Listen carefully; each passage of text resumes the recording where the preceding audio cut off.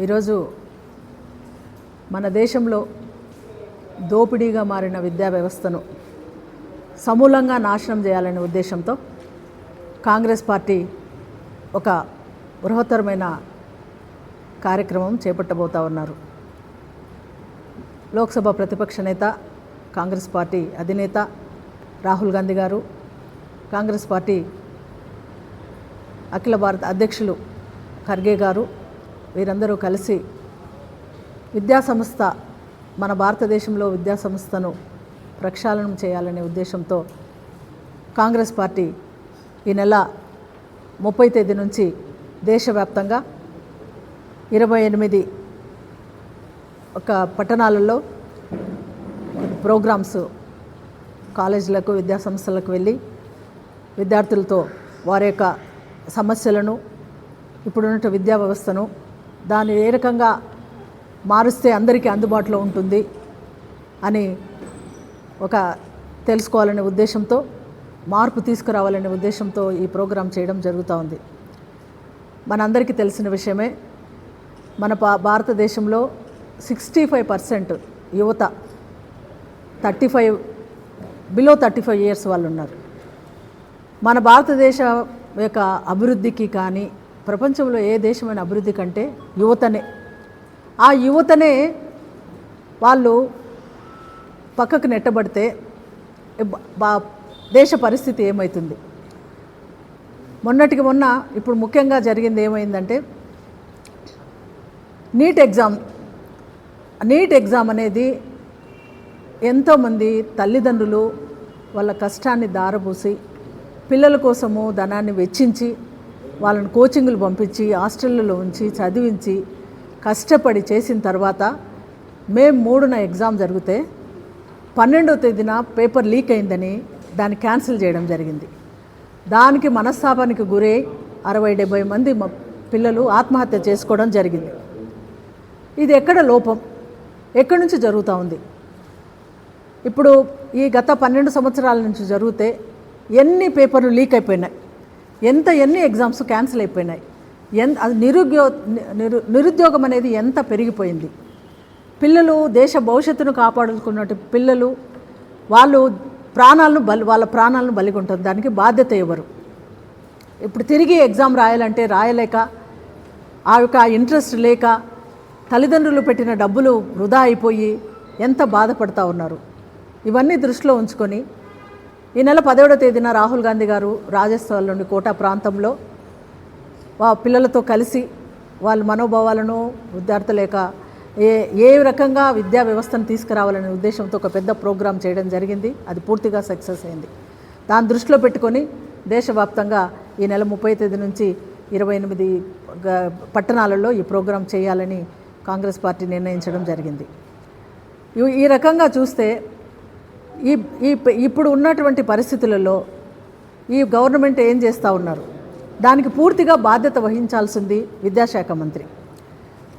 దానికి పోడు ఒక 3,000 నుంచి 45,000 వరకు ఆ డబ్బుల కోసము ఈ పిల్లల భవిష్యత్తు తీసుకొని పాడు చేసిన వాళ్ళను వెంటనే ఎంక్వైరీ చేసి దాని సమూలంగా ఇటువంటిది జరగకుండా చేయాల్సిన బాధ్యత ఇప్పుడున్నటువంటి ప్రభుత్వం మీద ఉంది. ఇప్పుడు తక్షణమే ధర్మేంద్ర ప్రధాన్, ఆయన కేంద్ర మంత్రి, విద్యాశాఖ మంత్రి, దానికి బాధ్యత వహిస్తూ ఆ కుర్చీ నుంచి వైదొలగాల. ఇంత జరిగినా, ఇంతమంది ప్రాణాలు కోల్పోయినా కూడా నరేంద్ర మోడీ గారు అసలు నోరు కూడా ఎత్తడం లేదు. ఇప్పటికి మనం గమనించినట్లయితే ఇప్పుడు నుంచి ఈ 12 సంవత్సరాలలో 89 పేపర్లు లీక్ అయినాయి. దానికి 6.5 కోట్ల మందికి నష్టం కలిగింది. తర్వాత 48 పరీక్షలు రీసెట్ చేసినారు, 20 పరీక్షలు క్యాన్సిల్ చేసినారు. దానికి ఎవరు బాధ్యత? విద్యాశాఖ మంత్రి కాదా? ప్రస్తుతం ఉంటే కేంద్ర ప్రభుత్వం కాదా? ఎన్టీఏ వ్యవస్థ పూర్తిగా దాన్ని రద్దు చేయాలి. నేషనల్ టెస్టింగ్ ఏజెన్సీ అని పెట్టి దాని ద్వారా ఈ ఎగ్జామ్స్ నడపడం అనేది పూర్తిగా రద్దు చేయాల్సిన బాధ్యత ఎంతైనా ప్రభుత్వం మీద ఉంది. తర్వాత 2019 నుంచి 64 మేజర్ ఎగ్జామ్స్ లీక్ అయినాయి. 45 జరిగితే 27 పరీక్షలు రద్దయిపోయినాయి. నీట్ పరీక్ష జరిగితే అది క్యాన్సిల్ అయిపోయింది. ఇప్పుడు ప్రజల ఆరోగ్యం దృష్టిలో పెట్టుకొని వైద్యులు కావాలా. డబ్బులకు కొని చదవకుండా వారు ఏం వైద్యం చేసి ప్రజల ప్రాణాలను రక్షిస్తారు? దాన్ని ప్రోత్సహిస్తుంది ప్రభుత్వం. ఈ రకంగా చేయడం వల్ల ఎంత మొత్తం భారతదేశ యొక్క దేశంలోనే మనం అసలు అభివృద్ధికి నోచుకోలేము. యువత అసలు ముందుకు రాలేదు. పూర్తిగా ఆధారపడి ఎప్పటి నుంచి ఉంది, ఇప్పుడున్న యువతే రేపు మొత్తం యువత మీదనే ఆధారపడి ఉంది. కాబట్టి దీన్ని దృష్టిలో ఉంచుకొని కాంగ్రెస్ పార్టీ ఒక ఉద్యమంలాగా ఈ ప్రోగ్రామ్ను చేయదలుచుకుంది. ఒకటి ఏమంటే డయల్ నెంబర్ అని ఒక నెంబర్ ఇవ్వడం జరుగుతుంది. విద్యార్థులు వాళ్ళ సమస్యలు ఏదైనా కూడా ఆ నెంబర్కు డయల్ చేసి వాళ్ళు దాన్ని పరిష్కరించుకోవచ్చు. తర్వాత ఇప్పుడు ఈ కాంగ్రెస్ పార్టీ ఎన్ఎస్యుఐ తర్వాత యూత్ కాంగ్రెస్ పార్టీ అందరూ కలిసి ప్రతి కాలేజీకి వెళ్ళి వాళ్ళతో కలిసి వాళ్ళ యొక్క సమస్యలు, ఇప్పుడున్నటువంటి విద్యా విధానం ఏ రకంగా ఉంది, దాన్ని ఏ రకంగా మార్పు చేయాలా, ఏ రకంగా అయితే వాళ్ళ భవిష్యత్తు బాగుంటుంది అని వాళ్ళతో కలిసి ముచ్చటించి తర్వాత అధికారులతో మాట్లాడి ఒక కొత్త ఇది తీసుకురావాలనే ఉద్దేశంతో రాహుల్ గాంధీ గారి ప్రయత్నాన్ని సఫలం చేయాలని, ఈ భారతదేశ భవిష్యత్తు కోసము కాంగ్రెస్ పార్టీ ముందుంటుందని మీ అందరికీ తెలియజేసుకుంటూ ఉన్నా. అంతేకాకుండా ఇప్పుడు కేంద్ర మంత్రి రాజీనామా చేయాలి. ఇప్పుడు పేపర్ లీక్ చేసి ఇంతమంది ప్రాణాలను పొట్టన పెట్టుకొని దేశ భవిష్యత్తును, యువత భవిష్యత్తును నాశనం చేసినటువంటి వాళ్ళని ఎంక్వైరీ చేసి వారికి తగిన శిక్ష విధించాలి. ఇంకోటి ఎన్టీఏను రద్దు చేయాలి. తర్వాత ఇంకోటి ఏంటంటే 10 సార్లు మార్చకుండా అకాడమిక్ యాన్యువల్ ఎగ్జామ్ దాని రిజల్ట్ ఎప్పుడు అని ప్రతి దానికి సంబంధించి ఇయర్ మొదట్లోనే ఒక క్యాలెండర్ ఏర్పాటు చేసి దాన్ని పూర్తిగా అమలయ్యేటట్టు చేయాల్సిన బాధ్యత ప్రభుత్వం మీద ఉంది. ఇవన్నీ దృష్టిలో ఉంచుకొని కాంగ్రెస్ పార్టీ ఒక ప్రణాళిక ఏర్పాటు చేయాలనే ఉద్దేశంతో ఇప్పుడు మేధాశక్తి యువతలోనే ఉంది.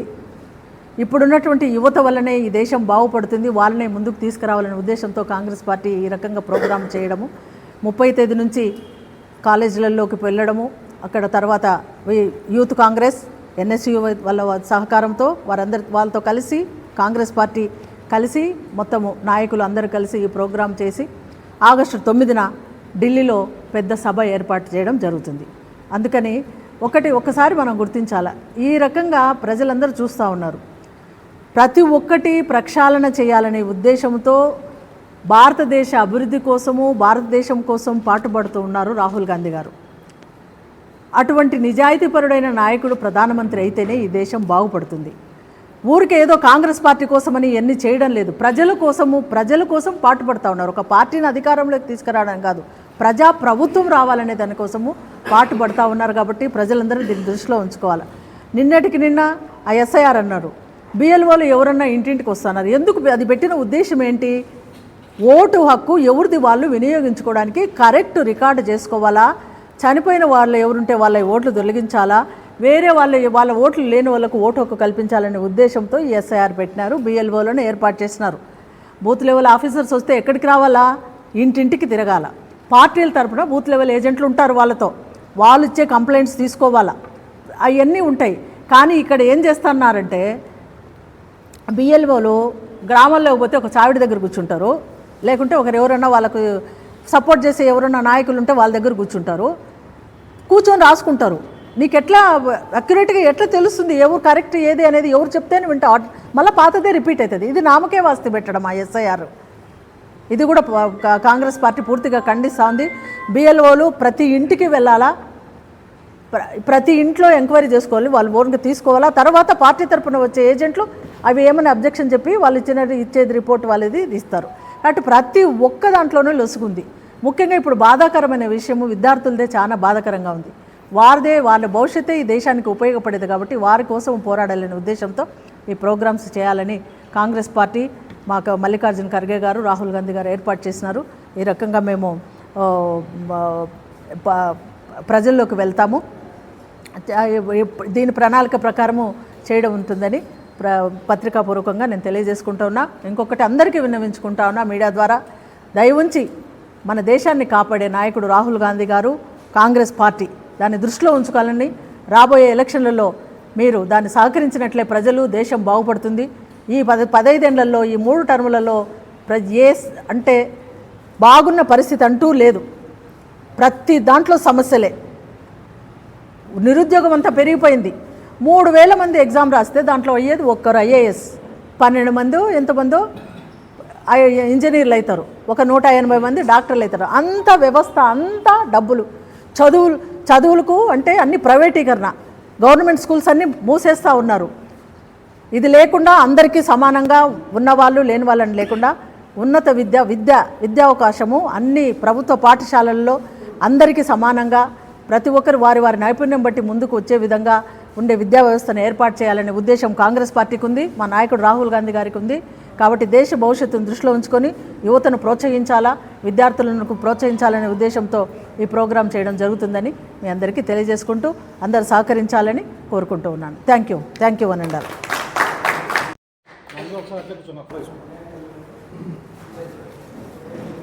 Thank you.